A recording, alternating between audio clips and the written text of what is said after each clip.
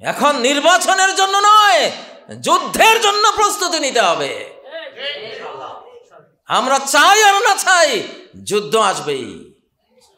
যুদ্ধের signal already আমরা পাচ্ছি। রাজনীতির নেতা খালি পকেটে পায়খানা ঢুকায়, এগুলি জুতা পেটা করে, এগুলির রাজনীতির অঙ্গন থেকে দূর করবো এবার ইনশাআল্লাহ। রাজনীতি শিখো নাই, রাজনীতি দুই কথায় শেষ। আল কোরআনে দুই কথায় রাজনীতি শেষ, মুখস্থ করে নিবা রাজনীতি কাকে বলে। কিছু মানুষ বিগত 15 বছরেও রসের গোল্লা খেয়েছে, খুনিদের বিরুদ্ধে একটু শব্দ করে নাই। রসের গোল্লা খাওয়া, এই রেজিমেও রসের গোল্লা খাচ্ছে। এরা মুনাফিক, এর নাম ঈমান না। আল্লাহর বন্ধুত্বের অর্থই হলো এক হাতে কোরআন, এক হাতে তলোয়ার। নবীজির চেয়ে বড় আল্লাহর বন্ধু কে ছিল? কে ছিল এই পৃথিবীতে? তার এক হাতে তলোয়ার, এক হাতে কোরআন। তার ঘরে যেমন কোরআন, তার ঘরে তেমন তীর, তরবারি, বল্লম, হেলমেট, লোহার বর্ম, সবকিছু। বিশ্বের বহু দেশের মানুষ যুদ্ধের সৌভাগ্য পেয়ে জান্নাতে চলে গেছে, যাচ্ছে। সিরিয়া, ফিলিস্তিন, ইরাক, আফগানিস্তান, লিবিয়া, ইয়েমেন, সৌভাগ্যবান জাতি। কোরআনও তাদের কাছে, লোহাও তাদের কাছে। বন্ধুত্ব এটাকেই বলে। বাংলাদেশের সেই সৌভাগ্য এতদিন হয়নি, এখন হচ্ছে, হবে, আসতেছে। এখন নির্বাচনের জন্য নয়, যুদ্ধের জন্য প্রস্তুতি নিতে হবে। আমরা চাই আর না চাই, যুদ্ধ আসবেই। যুদ্ধের সিগন্যাল অলরেডি আমরা পাচ্ছি।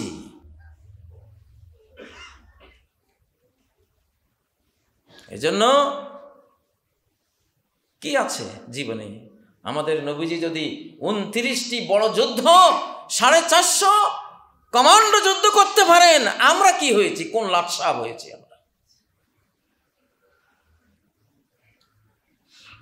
তার গোটা নবুয়তি জিন্দেগি গিয়েছে যুদ্ধের পর যুদ্ধে, যুদ্ধের পর যুদ্ধে।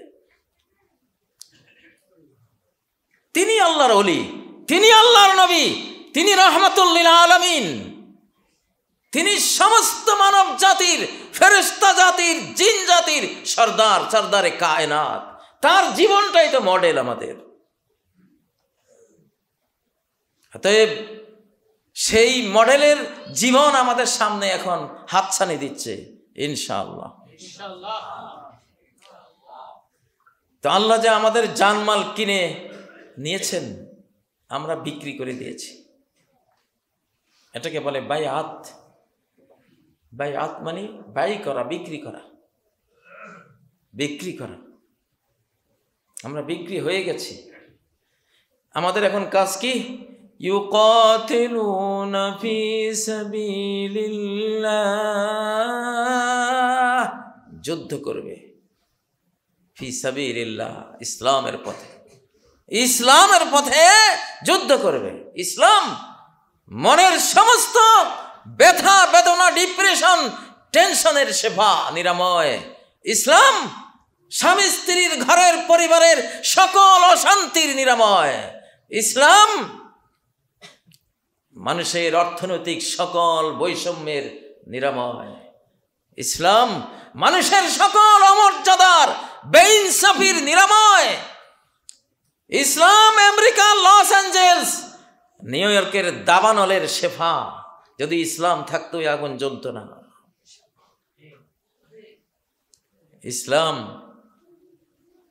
আজকের পৃথিবীর যত মহামারী, করোনা ভাইরাস, অজানা ভাইরাস, মানুষের দেহে বাসা বাঁধা হাজারো রোগের নিরাময় হলো ইসলাম। ইসলাম হার্ট ডিজিজের নিরাময় হলো ইসলাম। সাহাবী সমাজে কোনো রোগে নেই, ডাক্তারও নেই। ইসলাম এসছে, রোগ শেষ। ডাক্তারবিহীন সমাজ নবীজির সমাজ। এক ডাক্তার 2 বছর থেকে সাহাবীদেরকে জিজ্ঞাসা করলেন, মিশর থেকে আমাকে পাঠানো হয়েছে তোমাদের চিকিৎসার জন্য। 2 বছর হয়ে গেল, একটা রুগীও তো পেলাম না। আমি তো ডাক্তারই ভুলে যাব তোমার দেশে থাকলে। জিজ্ঞাসা করলেন, কিভাবে তোমরা চলো? কিছু কথা বললেন যে আমরা খুব ক্ষুধা লাগলে খাই, ক্ষুধা একটু ক্ষুধা একটু থাকতে আমরা ছেড়ে দিই। ডাক্তার বললে, জীবনে কোনো রোগই হবে না তোমাদের। গোটা মেডিকেল সায়েন্স কোরআনের অর্ধেক আয়াতে শেষ, কুলু ওয়াশরাবু ওয়ালা তুসরিফু, খাও পান করো কিন্তু পরিমিত, সীমা ছাড়া খেও না, সীমার বাইরে যেও না। খেতে বসছো, পেটকে 3 ভাগ করো, 1 ভাগ খাবার, 1 ভাগ পানি, 1 ভাগ শ্বাস প্রশ্বাসের জন্য। এটা হলো সবচেয়ে বড় খাওয়াল, যে তার খাবার। সাহাবী সমাজে প্রথম বেদাত ছিল বেশি খাওয়া।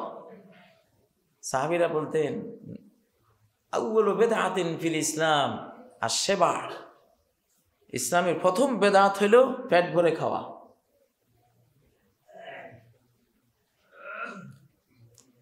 পেটের বোঝা টানতে টানতে তো হাঁপিয়ে যায় মানুষ।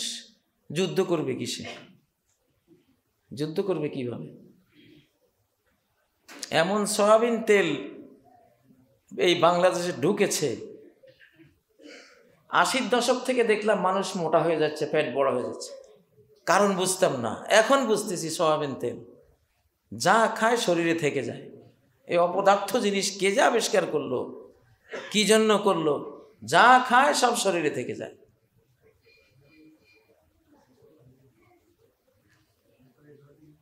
এটা যোদ্ধার খাবার হতে পারে না। প্রিয় বন্ধুরা, তা আল্লাহ বলছেন, তোমাদের জান মাল আমি কিনে নিয়েছি। আমরা সবাই আল্লাহর সৈনিক, আমরা সবাই জুনদুল্লাহ, ওয়া ইন্না জুনদানা লাহুমুল গালিবুন।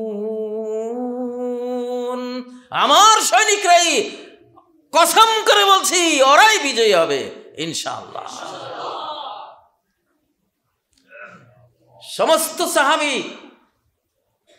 সমস্ত সাহাবীরা সৈনিক ছিল। প্রতি 100 জন সাহাবীর মধ্যে 60 জন যুদ্ধের ময়দানে শহীদ ছিল, বাকি 40 জনের সারা শরীর চালুনের মতো ঝাঁঝরা ছিল। এরা ওলি আল্লাহ। আর পালকিতে চড়ে কমলা খাবেন আর নাদুস নদুস শরীর নিয়া নুরানি চেহারা, এটা ওলিয়া ওলিয়া। এগুলি মুনাফেক। ওমর এইসব লোকের পাইলে রাস্তা পিটাইতেন ধরে। সৈনিক, তারা সৈনিক, এই জন্য তাদের মাল জমা নাই। সৈন্য মানুষ জীবন দেয় যেখানে মিশন। কি করবো ব্যাংক ব্যালেন্স দিয়া মিয়া, কি করবো পাহাড়ের স্তূপ দিয়া, সম্পদের স্তূপ দিয়া, করবোটা কি আমার কাজ কি? আমি না জীবন দেয়া সৈনিক? আমি যদি এটা বিশ্বাস করি প্রতি মুহূর্ত আমাকে মৃত্যুর জন্য আমাকে রেডি থাকতে হবে। কিসের আমার বিল্ডিং এর চিন্তা, আমার ব্যাংক ব্যালেন্সের চিন্তা, কোটিপতি হওয়ার চিন্তা? এগুলো তখন হয় যখন মানুষ আল্লাহকে ভুলে যায়, পরকালকে ভুলে যায়। আল্লাযী জামাআ মালান ওয়া আদ্দাদাহ, যে মাল জমা করে, সম্পদ সঞ্চয় করে, ব্যাংক ব্যালেন্স জড়ো করে, ও আদ্দাদা, আর গনে কত টাকা তুলছি আজকাল রয়েছে কত। ঘন্টা ঘন্টা হিসাব আসে, এই ব্যালেন্স তো কমে গেছে, আয় রে সর্বনাশ বেটা। তবে মুসলিম নামটা নিতে কইছে কি? মুসলিম নামটা কি এইটা? তায়েসা আব্দুদ দিনার, দিনারের গোলাম ধ্বংস হোক, নবীজি বদদোয়া দিয়ে গেছে। টাকার গোলাম ধ্বংস হোক। দিরহামের গোলাম ধ্বংস হোক। গোটা রাসূলের সাহাবীরা এক কথা যদি জানতে চান কেমন ছিল তারা, জবাব কি? রহমানুল লাইল ফুরসানুন নাহার, রাতের সন্ন্যাসী, রাতের তাহাজ্জুদ গুজার, রাত্রে সময় ঘরে ঘরে আল্লাহর দরবারে দাঁড়িয়ে আছে, কান্না করছে, তেলাওয়াত করছে ঘন্টার পর ঘন্টা, 3 ঘন্টা, 6 ঘন্টা, 8 ঘন্টা, নিসফাহু ওয়া সুলুসাহু। হ্যাঁ, যে রাসূল আর রাসূলের উম্মত সাহাবায়ে কেরাম সহচররা তারা সালাতে দাঁড়ায়, ইন্না রাব্বাকা ইয়ালামু আন্নাকা তাকুমু আদনা মিন সুলুসাইল লাইল, রাতের প্রায় 3 ভাগের 2 ভাগ তোমার সালাতে কেটে যায়। 12 ঘন্টা, রাতের 8 ঘন্টা তোমার সালাতে চলে গেল। ওরা গুনতো কয় ঘন্টা আজকে সালাত পড়লাম, আর আমরা গুনি কয় লাখ টাকা আজকে ব্যাংকে আছে। আহাম্মক, মশার ডানা গনে গনে জীবনটা দিলা। আদম থেকে কিয়ামত পর্যন্ত, আকাশ থেকে জমিন পর্যন্ত সমস্ত সম্পদ একসাথ করলে একটা মশার ডানার মূল্য নাই। লাউ কানাতিদ দুনিয়া তাদলু ইনদাল্লাহি জানাহা বাউদা মা সাকা কাফিরাম মিনহা শারবাতা মাইন, যদি আল্লাহর কাছে এই সারা পৃথিবীর সর্বকালের সকল সম্পত্তির মূল্য একটা মশার ডানার মতো থাকতো, তাহলে কোনো বেঈমানকে 1 গ্লাস পানি আল্লাহ পান করাতেন না। এতটা মূল্যহীন ফেলি রাখছে। পান্তা, পচা পান্তা কে খায়? খাক, কুত্তায় খাইছে না, বিড়ালে খাইছে না, মুরগিয়ে খাইছে। গৃহস্থ এগুলি চিন্তা করে? তাকিয়েও দেখে না।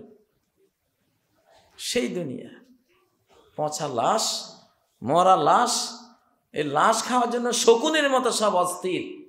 টাকা দেখলে আর মেজাজ ঠিক থাকে না।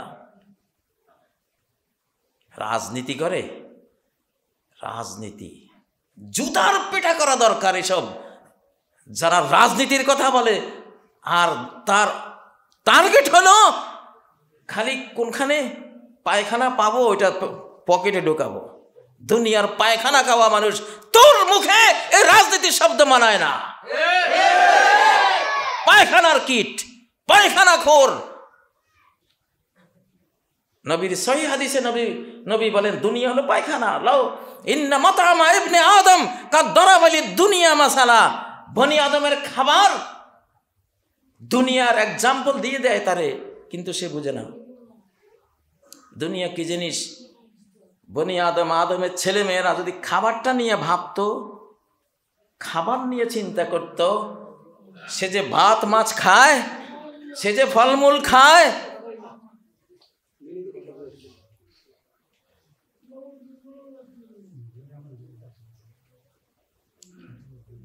খুতবার সময় কথা বলেন কেন?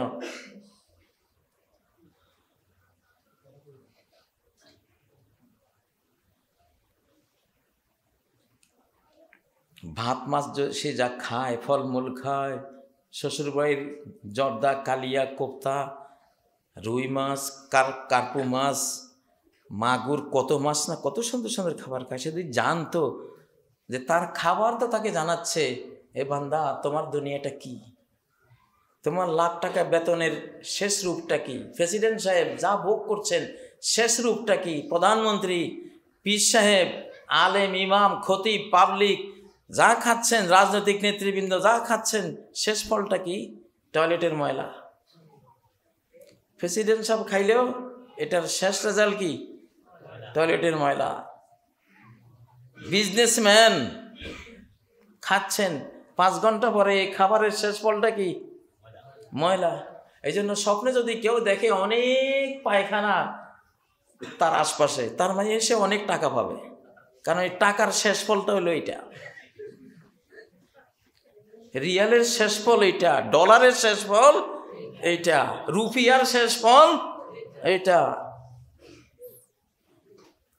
হ্যাঁ, রাজনীতির নেতা খালি পকেটে পায়খানা ঢুকায়, এগুলি জুতা পেটা করে, এগুলির রাজনীতির অঙ্গন থেকে দূর করবো এবার ইনশাআল্লাহ। রাজনীতি শেখো নাই। রাজনীতি দুই কথায় শেষ, আল কোরআনে দুই কথায় রাজনীতি শেষ। মুখস্থ করে নিবা রাজনীতি কাকে বলে। আল্লাযী আত'আমাহুম মিন জু' ওয়া আমানাহুম মিন খাউফ। রাজনীতি শেষ। ক্ষুধায় অন্ন যোগাবা, ক্ষুধিতকে খাওয়াবা, এটা রাজনীতি। ক্ষুধার্তকে খাওয়াবা, নিজে না খেয়ে তার মুখে খাদ্য তুলে দিবা, পেটে পাথর বেঁধে মানুষকে অন্ন যোগাবা, এটা রাজনীতি। আর তুমি ক্ষুধিতের মুখ থেকে কেড়ে খাচ্ছ। চোর কোথাকার, হারমাত কোথাকার, হাইজাকার কোথাকার। বাংলাদেশে এই রাজনীতি আর করতে দেব না আমরা।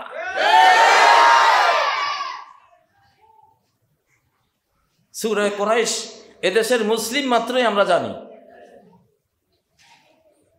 আল্লাহ তাআলা আনুগত্য দাবি করেছেন, ইবাদত দাবি করেছেন, সেজদা দাবি করেছেন, আমার আইন মানো দাবি করেছেন, আমার নীতি রাজনীতি মানো দাবি করেছেন।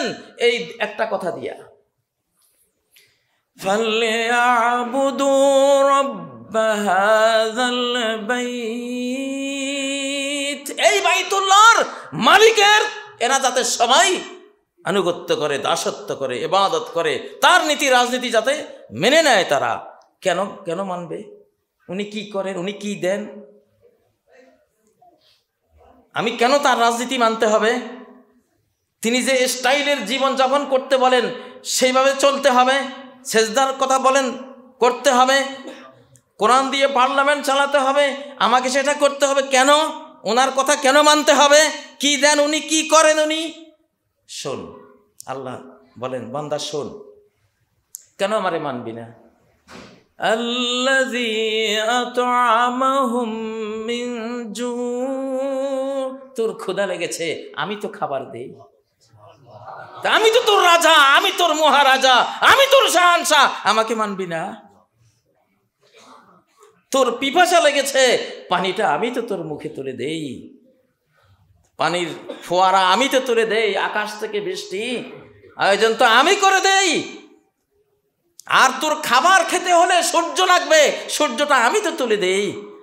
তোরে খাবার জন্ম নিতে হলে অক্সিজেন লাগবে, সেটা আমি তো সরবরাহ করে দেই।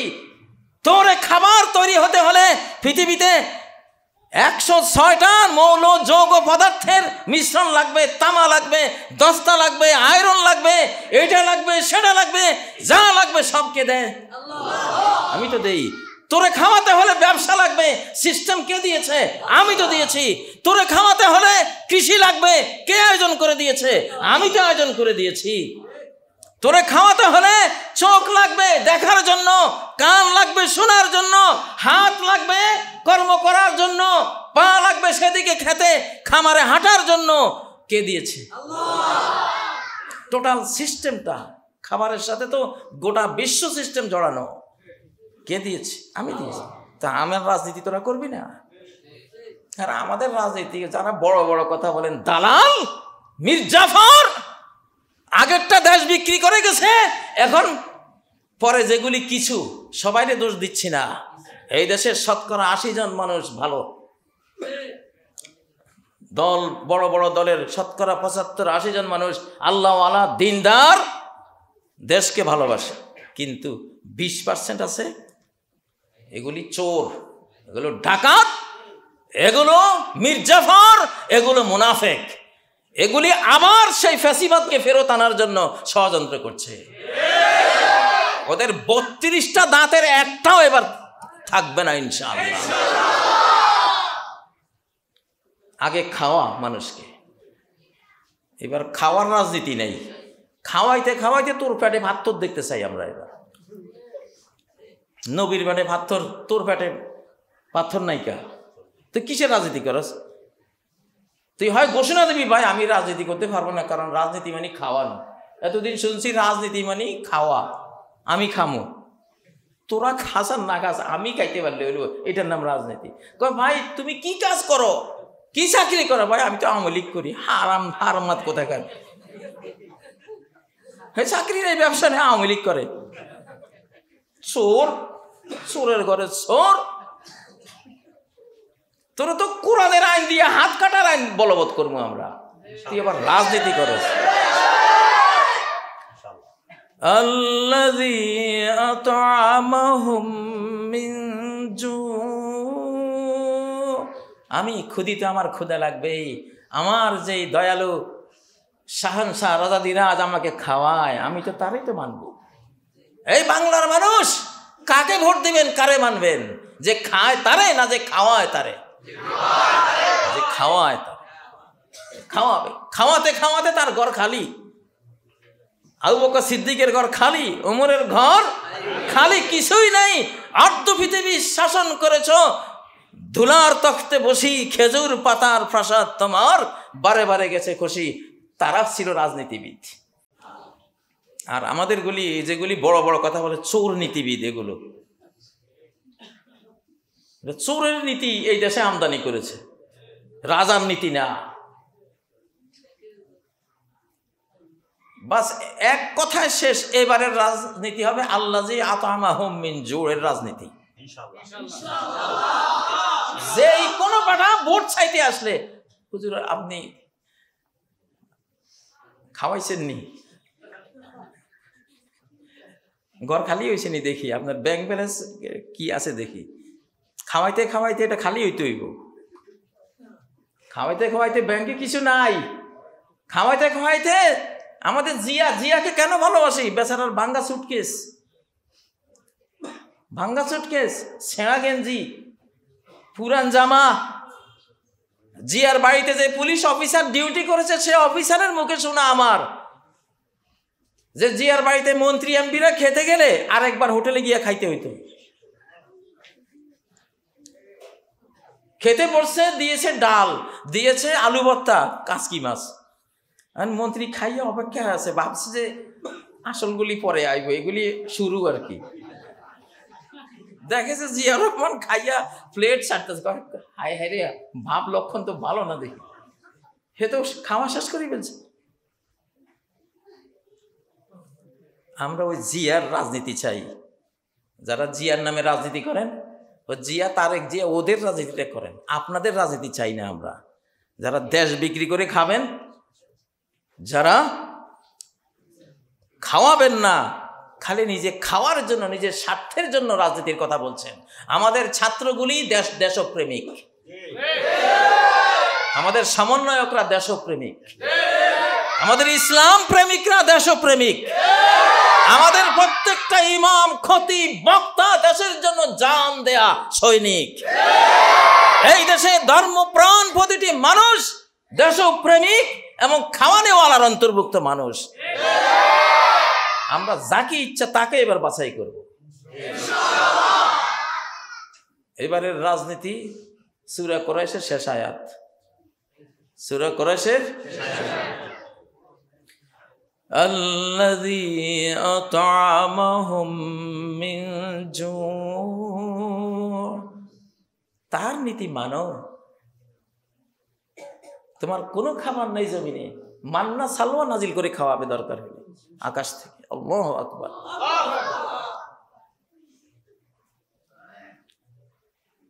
সেই গুণের, সেই সেপতের মানুষগুলি এই দেশে আসবে ইনশাআল্লাহ। তাহলে এবারের রাজনীতি খাওয়াবার রাজনীতি, খাবারের রাজনীতি না। আমরা রিপোর্ট নিতেছি, রিপোর্ট আমাদের কানে আসতেছে, কে খায় আর কে খাওয়ায়। আর বেশি তাফসিলের দরকার নাই, এখনো কিছু মান ইজ্জত রেখে কথা বলতেছি। এই মুখ যখন ছুটবে রে বাবারে, এই মুখ বন্ধ করার ক্ষমতা এই পৃথিবীর কোনো পরাশক্তির নাই, আসমানের মালিক ছাড়া। মুখ ছুটাইস না কইলাম, সব রিপোর্ট আসতেছে। খাওয়া তোরা এজিদ, যে এজিদের আমরা নাম শুনলে আমরা আতকে উঠি। হযরত হোসেন যার আমলে হত্যা হয়েছে, শহীদ হয়েছেন, সেই এজিদের দস্তরখান 24 ঘন্টা মানুষ খাইত, 24 ঘন্টা খোলা ছিল। সেই যুগের মানুষ যারা উল্টা পাল্টা, তাদের খাওয়াবার রাজনীতি শুনেন, তার 24 ঘন্টা দস্তরখান খোলা থাকতো, খাওয়াইতো মানুষ, নিজে খাইতো না। নিজে মানুষের পকেট থেকে ডাকাতি করতো না, মানুষের রিজিক মুখের খাবার কেড়ে নিত না। এবারে রাজনীতির দ্বিতীয় অংশ, ও আমানাহুম মিন খাউফ, আমার ভয় লাগে। রাজনীতিক বলে না, কোনো ভয় নেই, তোর একটা পশম টাচ করার আগে আমি জীবন দিয়ে দিব, তুই কিসের ভয় পাস? ঠিক না? আমানাহুম মিন খাউফ, আমার জানের ভয় আছে, সে আমাকে নিরাপত্তা দেবে। আমার মাল হরণের ভয় আছে, সে নিরাপত্তা দেবে। আমার বউ বেটির ইজ্জত হরণের ভয় আছে, সে আমাকে নিরাপত্তা দেবে। আমার হালাল ব্যবসা চাঁদাবাজির ভয় আছে, সে বলবে যে না, একটা পয়সাও, আইয়ুব খানের অসল পয়সাও তোর থেকে কেউ দাবি করলে আমাকে খবর দিবি, তারে আমি শায়েস্তা করে দেব। এটাকে বলে রাজনীতি। খাবার দেবে, নিরাপত্তা দেবে, খাবার দেবে, নিরাপত্তা দেবে। আক্রমণ করার জন্য আশপাশ থেকে হুমকি ধামকি চলছে, রাজনীতিককে এখন থেকে প্রস্তুতি গ্রহণ করবে। ঐক্যবদ্ধ হয়ে আমরা এই মানচিত্র রক্ষার জন্য জীবন দেব, সম্পদ দেব, নাকের আগায় শেষ দম পর্যন্ত লড়াই চালিয়ে যাব ইনশাআল্লাহ। তো এই দুই নীতি যাদের, তারাই হলো রাজনীতিবিদ। আমরা সেই রাজনীতি করব এবং করাবো এবার ইনশাআল্লাহ। প্রিয় মুসল্লিয়ানে কেরাম, বিপদের মুখে বাংলাদেশ, এই জন্য এখন আর কোনো ঠান্ডা কথা বলবো না। আগামী কতকাল চলে জানি না, তবে বিপদ মঞ্চায়িত হচ্ছে, পরিকল্পিত হচ্ছে, নীল নকশা ব্লু প্রিন্ট করা হচ্ছে। ভিতরে বাইরে দেশ একটা বিরাট রক্তাক্ত যুদ্ধের মুখে দাঁড়িয়ে গেছে। এই জন্য আর ঠান্ডা কোনো খুতবাও নাই, ঠান্ডা কোনো ওয়াজও নাই। ঠান্ডা মিয়ারা এখন বসো, রসের গোল্লা খাওয়া, খালি রসের গোল্লা খাওয়া, রসের গোল্লা খাওয়া হুজুরও আছে, রসের গোল্লা খাওয়া মুজুরও আছে।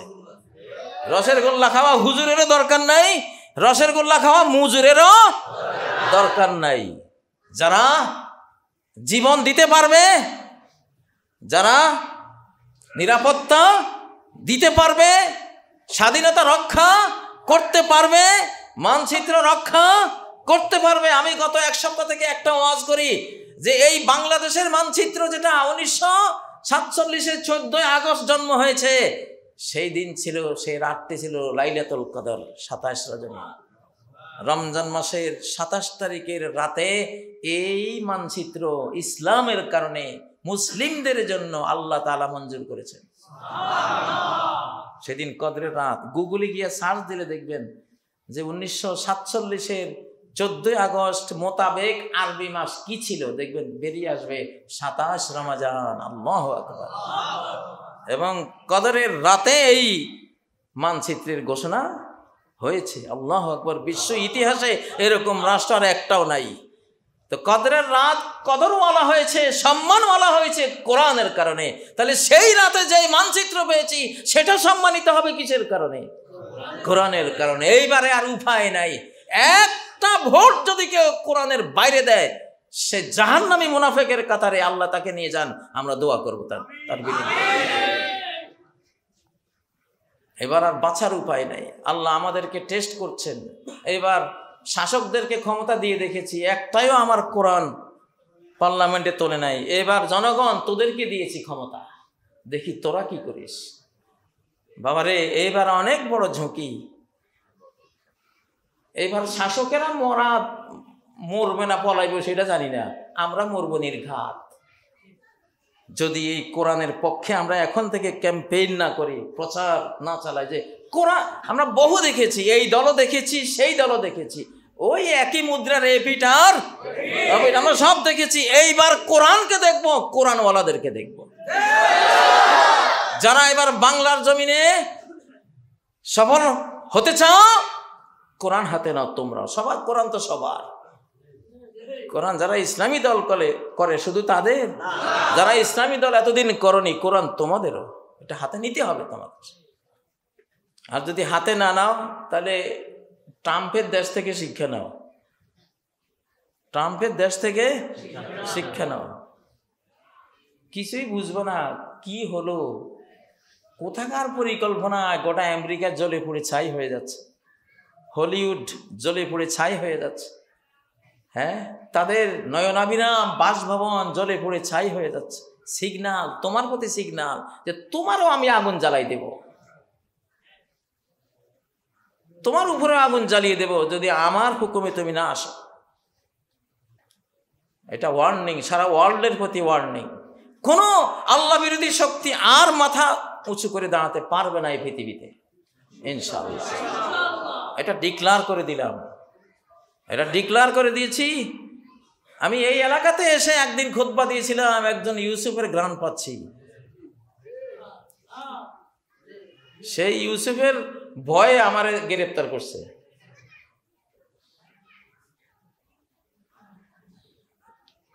ইউসুফ মানে তো ইউসুফ না, একটা লোক, তার সঙ্গী সাথীরা, ওরা কাজ করতেছে দেশে, ওরা অলরেডি কাজ করতেছে। ওটা কেউই বুঝবে না যে এই লোকগুলির কাছে আল্লাহ এত বড় পাওয়ার দিয়ে রেখেছে। হ্যাঁ, দেশের আধ্যাত্মিক হ্যান্ডেলটা, স্টিয়ারিংটা ওদের হাতে। এই জন্য কেউ হারাতে পারবে না আমাদের দেশকে, ইনশাআল্লাহ। আক্রান্ত হয়ে বাংলাদেশ প্রথমে কাঁদবে, পরে হাসবে। আর যারা আক্রমণকারী হবে প্রথমে হাসবে, পরে কাঁদবে। কোন কান্না বেশি খারাপ, আগেরটা না পরেরটা? পরেরটা। বিশ্বকাপ ফুটবলে দেখলাম আগে 5 গোল দিয়ে কি হাসি হাসতেছে, কি খাওয়া খাচ্ছে, 5 গোল দিছে। পরের সিনারিতে দেখলাম 7 গোল খাইয়া কানতে কানতে বের হয়ে যাচ্ছে। ভাই, এটা ইতিহাস বলে দিলাম। আগামী বাংলাদেশ তো আক্রান্ত হবে, ভিতর থেকে বাইরে থেকে আক্রান্ত হবে, এটা হচ্ছে। তো যারা আক্রমণকারী ওরা প্রথমে হাসবে, দিশি শেষ করে, কিন্তু পরে এমন মার খাবে রে ভাই, আসমান জমিনের মার খাইয়া সারা জনম ভরে কাঁদবে। রেজাল্ট দিয়ে দিলাম। আমার এক বড় ভাই ছিল, অঙ্ক দেখে রেজাল্ট দিত, অঙ্ক না করিয়ে বলতো এটা এই হবে। আমার বড় ভাই আব্দুর রহিম মারা গেছে, আল্লাহ জান্নাত নসিব। তা আমি তোমাদেরকে আগামী বাংলাদেশের যুদ্ধের রেজাল্ট দিয়ে দিছি। আমরা আক্রান্ত হয়ে প্রথমে কাঁদবো, কারণ আমরা তো অপ্রস্তুত। কয়জনে ট্রেনিং জানি, কয়জনে যুদ্ধ করতে জানি, ঠিক না? প্রথম মায়ের খাবো, খেয়ে কাঁদবো, কিন্তু পরে এমন সাহায্য, শক্তি, হাতিয়ার সারা ওয়ার্ল্ডের মুসলমানরা ঝাঁপাই পড়বে যে এই দেশে গিয়ে যুদ্ধ করলে জাহান্নাম মওকুফ, জাহান্নাম মাপ, জান্নাত ফরজ হয়ে যাবে। যা আল্লাহর সোলজাররা এসে এমন যুদ্ধ করবে, বাংলাদেশ হাসতে হাসতে আজীবন কিয়ামত পর্যন্ত হাসবে, ইনশাআল্লাহ। আগের কান্না ভালো, আগে কানলে পরে হাসে, আর আগে হাসলে চাঁদুরে এখন হাসতেছে। আমাকে অবস্থা, আমার উপরে তো আক্রমণ একটা হয়ে গেছে, হা হা করে হাসা, কিন্তু এখন হাস, পরে কান্না আইতেছে তোদের। ওই মোবাইলে ওই যে কি চিহ্ন আছে না, হা হা করে হাসির, হ্যাঁ কি জানি, এটা তো তোমাদের জিনিস ভাই, আমাদের যুগে ছিল না এগুলো, অত বুঝতেও চাই না, অত মাথায় ধরে না এগুলি। হা হা হাসির চিহ্ন দেয়, তাই না? আলহামদুলিল্লাহ, এটা তোর পরের কান্নার আলামত। রেজাল্ট কোরআনে বর্ণিত হয়ে আছে, হাদিসে বর্ণিত হয়ে আছে, আবু হুরায়রার গোপন ব্যাগে লেখা, এগুলি সব আছে রে ভাই। আল্লাহ তাআলা আবারও শেষ কথা এটাই বলবো আজকে, বাংলাদেশকে যারা এখন ষড়যন্ত্র করছো, আক্রমণ করছো, প্রথমে হাসবা পরে কাঁদবা। ওই কান্নার আর কোনো শেষ নাই। দুনিয়ার কান্নার সাথে আখিরাতের কান্না জড়াই যাবে একসাথে, কাঁদতেই থাকবা। আর আমরা আক্রান্ত হব, প্রথমে কাঁদবো কিন্তু পরে ইনশাআল্লাহ, আর পরের হাসিটাই আমরা চাই। ওয়ালিল্লাহি আকিবাতুল উমুর, সকল বিষয়ের শেষ রেজাল্টটা দেয়ার একমাত্র পাওয়ার আল্লাহর কাছে, কারো কাছে। ওয়াল্লাকিবাতু লিল মুত্তাকিন, আমার মুত্তাকি বান্দা আমাকে ভয় করে যে পাপ ছাড়ে, আমার কাছে আশা করে যে সালাত পড়ে নেক আমল করে, তার জন্যই তো সুন্দর পরিণতি। শেষ রেজাল্ট তো সেই পাবে, শেষ হাসি সেই হাসবে। সকল ইমানদার মৃত্যুকালে একটু মৃদু হাসি রেখা ফুটিয়ে চলে যায়। কাফের বেঈমান নিচের দিকে তাকাইয়া মুখ কালো করে যায়, আর ইমানদার মৃদু একটু হাসির রেখা ফুটিয়ে বিদায় হয়। আল্লাহু আকবার, শেষ হাসি।